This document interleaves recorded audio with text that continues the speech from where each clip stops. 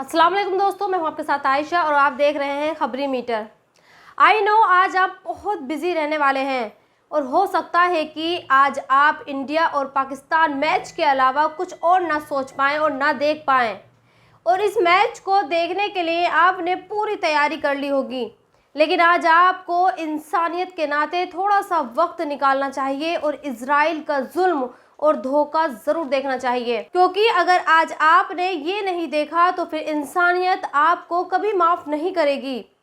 दरअसल ये तस्वीरें उसी धोखे की हैं।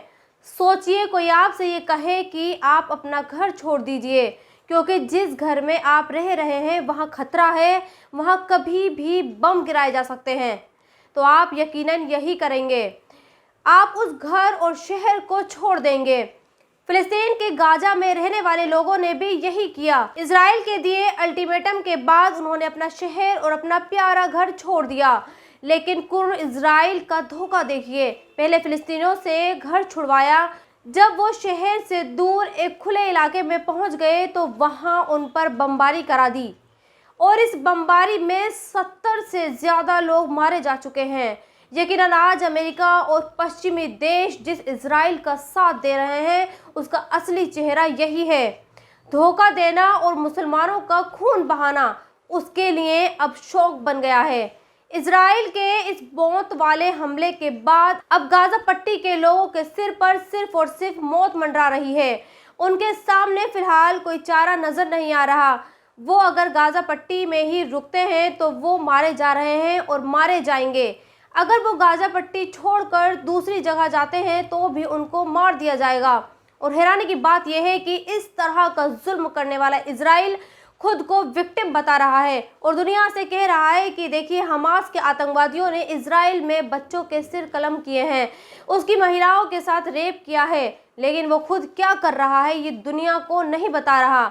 और अमेरिका जैसे मुल्क भी उसकी हाँ में हाँ मिलाकर उसका साथ दे रहे हैं। चलिए एक पल के लिए मान लिया जाए कि हमास एक आतंकवादी संगठन है और उसके लोगों ने इजराइल में तबाही मचाई है, लेकिन क्या हमास के बहाने फिलिस्तीन के आम नागरिकों को मौत के घाट उतारना सही है? क्या हमास को ख़त्म करने के लिए गाजा पट्टी में रहने वाले 11 लाख लोगों को मौत के घाट उतार दिया जाएगा? आखिर इतना बड़ा मास एग्जीक्यूशन हो रहा है और दुनिया फिर भी इजराइल का साथ दे रही है, और जो चंद मुल्क इंसानियत के खातिर फिलिस्तीन के लिए आवाज उठा रहे हैं उन्हें भी दुश्मन करार दे दिया जा रहा है।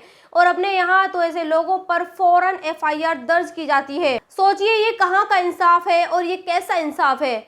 जो देश ये कह रहा हो वो फिलिस्तीन के साथ है और फिलिस्तीन की आज़ादी की वकालत पहले भी करता रहा है और करता भी रहेगा, उस देश में फिलिस्तीन का समर्थन करने वालों के खिलाफ FIR की जा रही है। पहले अलीगढ़ में चंद स्टूडेंट्स ने फिलिस्तीन का सपोर्ट किया तो उनके खिलाफ मुकदमा हो गया, और अब हमीरपुर के एक मौलाना ने फिलिस्तीन के समर्थन में व्हाट्सएप पर स्टेटस लगाया तो उनके खिलाफ FIR हो गई।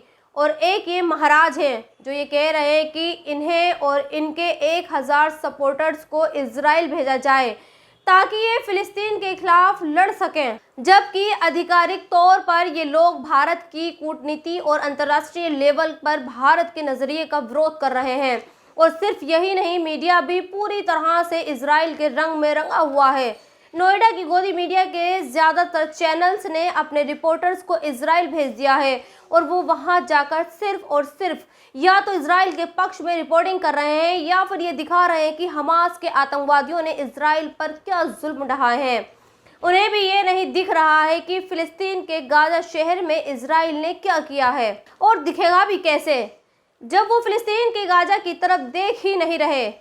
अब रूबिका को ही ले लीजिए। हमास के जो लड़ाके इजराइल को 7 दिन पहले छोड़ चुके हैं और जिन लड़ाकों को इजराइल ढूंढ ढूंढ कर मार चुका है, उन लड़ाकों के बारे में ये मैडम अब ये दिखा रही हैं कि ये कह रही हैं कि हमास अब नहीं बच पाएगा। कोई इस बेवकूफ़ औरत को ये बताए कि हमास तो कब का ख़त्म हो चुका है, अब तो इजराइल फिलिस्तीन के आम नागरिकों को मार रहा है।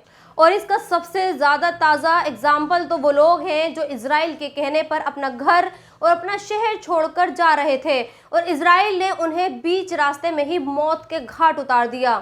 खैर दोस्तों, ये वो मीडिया है जो देश की मेजॉरिटी की ही भाषा बोलता है, जो वो दिखाता है और करता है, जिसे दिखाने के लिए देश की सबसे बड़ी पार्टी इसे कहती है। खैर, आज मैं आपका और ज़्यादा समय नहीं लूँगी क्योंकि मुझे पता है कि आज आपको इंडिया पाकिस्तान मैच के अलावा कुछ नहीं दिखेगा। तो फिर भी इस मैच को एंजॉय करिए, लेकिन एक बात ज़रूर याद रखिए, इस मैच को कोई भी जीते उंगली मुसलमानों पर ही उठती हैं और ये उंगली खुद पाकिस्तान की टीम उठवाएगी और उठवा भी रही है।